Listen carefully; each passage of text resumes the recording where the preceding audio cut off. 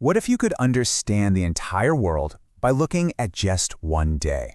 Well, today we're going to do just that. We're hitting pause on a single 24-hour period, February 26, 2026, to see what the news from that one day can tell us about the world we're all living in. Let's dive in. So, what can just 24 hours of news really tell us about our world? It's a huge question, right? But think of it like this. A single day's news cycle is kind of like taking a core sample from the Earth.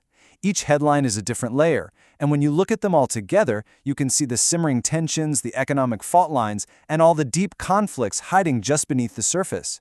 So what did our sample show us? Okay, so the first thing that jumps out is that the world seems to be constantly holding its breath. It's on the brink. On this one day, the global chessboard was buzzing with activity. From quiet diplomatic rooms to heavily armed borders, nations were making some big moves, and not all of them were friendly. And you see this incredible contradiction immediately. I mean, look at this.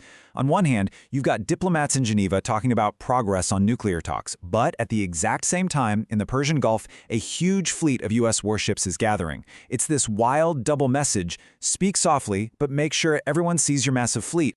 And while the US and Iran are in this tense standoff, other conflicts are, well, they're not just threatening to boil over, they are boiling over. On this very same day, the Afghanistan-Pakistan border just erupted into a full-blown hot war. We're not talking about the possibility of conflict anymore. This is happening right now. It's a really stark reminder that for a lot of people, war isn't some far-off threat, it's their daily reality.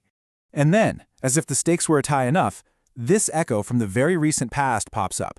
Former President Trump makes this just massive claim. He says his personal actions, his intervention, prevented a nuclear war just a few months ago. I mean, wow. Suddenly, that abstract fear of nuclear war feels very, very real and becomes a huge political statement. But you know, conflict isn't always fought with guns and ships, not at all. On the same day, a totally different kind of power play was going down in Beijing. You've got two economic powerhouses, China and Germany, teaming up. Their battle isn't over land, it's a fight over free trade, forming this united front against rising tariffs around the world. And that leads us right into the second big theme of the day, the incredibly shaky global economy. Seriously, if you were looking for any kind of stability on February 26th, this was not your day. The signals were all over the place, totally contradictory, and everything felt dangerously connected. I mean, just look at this number, negative 9.5%, in a single day. That is how much Nvidia stock plummeted, and it dragged Wall Street right down with it. So you have to ask, how can one company's bad day cause such a huge ripple effect? Well, the answer is what we're now calling the AI economy. See, Nvidia is the company that makes the super powerful chips that are the foundation for like everything in AI. They're the engine room. So yeah, when that engine sputters, the whole ship rocks. And that's the deal with the AI economy. Insane growth, huge investment, but also this kind of terrifying, on-the-edge-of-your-seat volatility. But then, right in the middle of all that market chaos, you get this completely opposite signal. For the first time in years, mortgage rates in the U.S. actually dipped below 6%. For anyone trying to buy a house, that is a huge glimmer of hope. It's a perfect example of the economic whiplash of the day.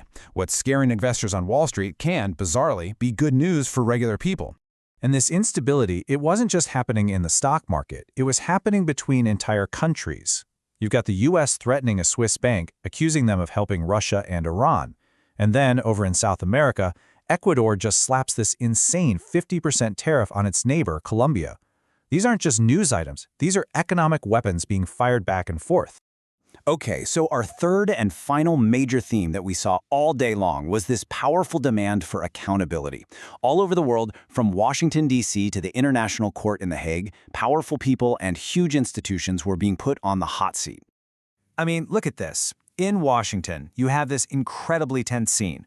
Former Secretary of State Hillary Clinton is testifying before a House committee. And the subject? The newly released files connected to Jeffrey Epstein. It's this moment of public and political reckoning, where a major public figure has to answer tough questions under oath about past associations. And then, halfway around the globe, you have a completely different kind of accountability playing out at the International Criminal Court. The entire case against the former president of the Philippines, Duterte, could literally come down to how you interpret one single word: neutralization. Does it mean kill, like the prosecution says, or does it just mean arrest, as the defense is arguing? The whole thing hangs on that one word. But accountability isn't just about what happened in the past. It's also about what's gonna happen in the future.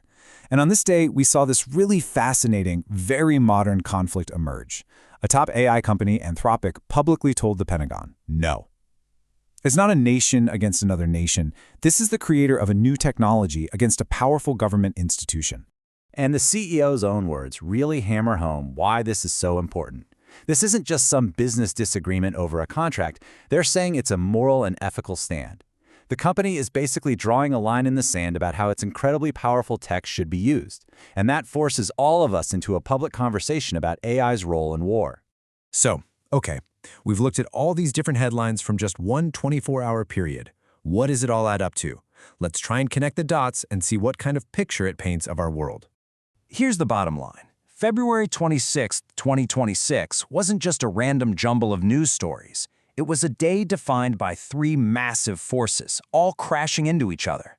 You had the constant, simmering threat of geopolitical conflict. You had the wild, unpredictable swings of a global economy being totally reshaped by AI. And then you had this rising, powerful demand for accountability that was challenging the powerful people in both of those arenas.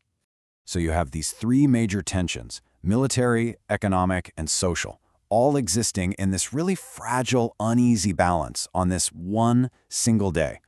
And that leaves us with a huge question, right?